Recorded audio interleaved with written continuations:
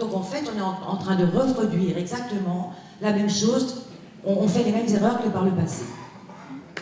Fera-t-il un jour l'unanimité? Difficile à croire tant le sujet fait débat depuis de nombreuses années. Le SAGE GTI comprenait schéma d'aménagement et de gestion des eaux de la nappe des grès du Trias inférieur dans le secteur de Vittel, fait l'objet d'une nouvelle enquête publique. À Dompaire, jeudi soir, élus, représentants des associations environnementales et habitants s'étaient réunis pour découvrir les évolutions de ce document qui doit permettre la bonne gestion des eaux et des nappes phréatiques, tout du moins la plus adaptée en permettant de retrouver un niveau quantitatif acceptable pour la nappe d'ici 2027. Il y aura bien sûr des prélèvements dans les nappes superficielles, mais il y a un observatoire qui va être mis en place justement pour ne pas faire d'impair, qu'on prélève trop. Les milieux aquatiques vont être aussi surveillés, les rivières, etc. Donc il va y avoir des études de fait, on ne fera pas n'importe quoi.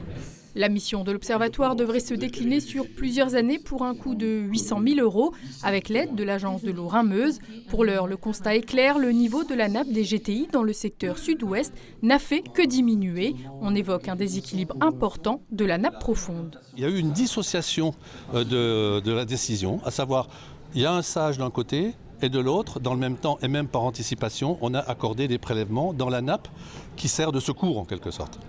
Et là, ça ne peut pas marcher parce qu'on part sur une perspective d'équilibre de la nappe profonde sans savoir si la nappe prévue pour les substitutions répondra aux besoins. L'industriel Nestlé Waters, non représenté lors de cette réunion, a diminué ses prélèvements dans la nappe.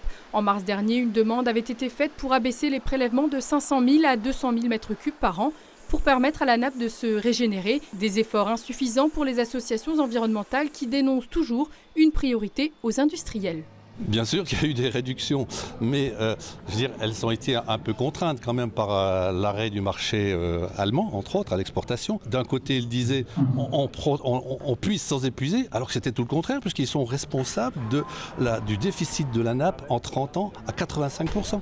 Autre industriel concerné, le groupe Hermitage qui, à la différence de Nestlé Waters, ne dispose pas d'un forage mais achète l'eau, comme l'ensemble des citoyens.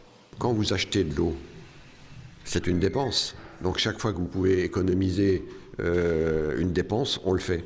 Et ce qui fait que naturellement l'entreprise de l'Hermitage a toujours eu une politique d'investissement en intégrant la notion de volume d'eau consommée. Aujourd'hui, la coopérative rejette dans le milieu naturel, issu de sa station d'épuration, plus d'eau qu'elle n'en prélève. Beaucoup d'éléments devraient émerger de cette enquête publique qui va durer 43 jours. Des permanences sont organisées dans différentes mairies parmi les 190 concernées. L'ensemble des documents est disponible en ligne sur le site internet du porteur de projet, à savoir le Conseil départemental des Vosges.